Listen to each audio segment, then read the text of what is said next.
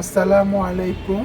আপনারা সবাই কেমন আছেন? আশা করি ভালো আছেন। আজকে আমরা ডাবের পুডিং বানাবো। ওই দিন যে ডাবের পুডিং খেয়েছিলাম খুব ভালো লেগেছিলো, তো বাসায় ট্রাই করছি। এই যে প্রথমে চুলাতে পেন বসিয়ে দিলাম, তারপরে ডাবের যে পানিটা সেটা দিয়ে দিলাম। ডাবের পানির সাথে প্রয়োজন মতো আগার আগার পাউডার দিয়ে মিশিয়ে নিচ্ছি। আর ডাবের পানিটা মিষ্টি ছিল, এর জন্য চিনি দেওয়া হয় নাই। তো এই যে আগার আগার পাউডারটা মিশিয়ে নিব। যদি দরকার হয় তাহলে আপনারা প্রয়োজন মতো চিনি দিয়ে দিবেন।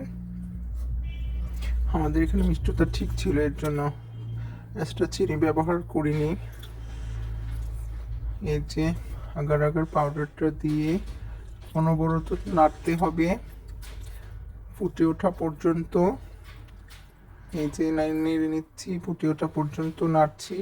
আর ডাবের যে শাঁসগুলো ছিল সেগুলো আলাদা করে রেখেছি। এটা একদম কচি ডাব ছিল,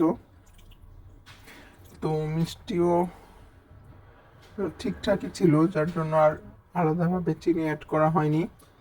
তো এই যে দেখতেই পাচ্ছেন, এটা গরম হয়ে গেছে, বলক চলে আসছে। 2-3 মিনিট নেড়ে নামিয়ে নেব। এই যে বাটিতে সেট করব সেই বাটিতে ঢেলে নিচ্ছি। বাটিতে ঢেলে নেওয়ার পরে যে আলাদা করে রাখা ডাবের শাঁসগুলো সেগুলো দিয়ে দিব। যেহেতু আমি বললাম ফার্স্টেই ডাবটা একদম কচি ছিল, তাই তেমন শাঁস হয়নি, একদম নরম ছিল ডাবের শাঁসটা। এই যে সেগুলো দিয়ে দিলাম।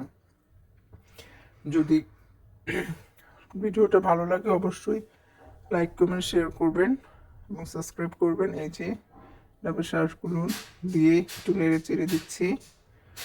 তারপরে ফ্রিজে 2 ঘন্টার জন্য ফ্রিজে রেখে দিয়েছিলাম। ফ্রিজ থেকে ঠান্ডা ঠান্ডা বের করলাম। বের করে চাকুর সাহায্যে একটা প্লেটে ঢেলে নিলাম। এই যে প্লেটে ঢালার পরে কেটে নিচ্ছি। এখন আমার ভাই খেয়ে আপনাদেরকে রিভিউ দেবে যে এটা কেমন হয়েছে। এই যে এই পড়ে গেল খাওয়ার সময়। তো এই যে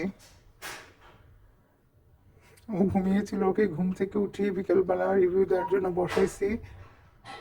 তো এই যে ওর কাছে মনে হয় অনেক মজা লাগছিল। তো আজকে ভিডিওটা এই পর্যন্ত, ভালো লাগলে অবশ্যই জানাবেন। আল্লাহ হাফিজ।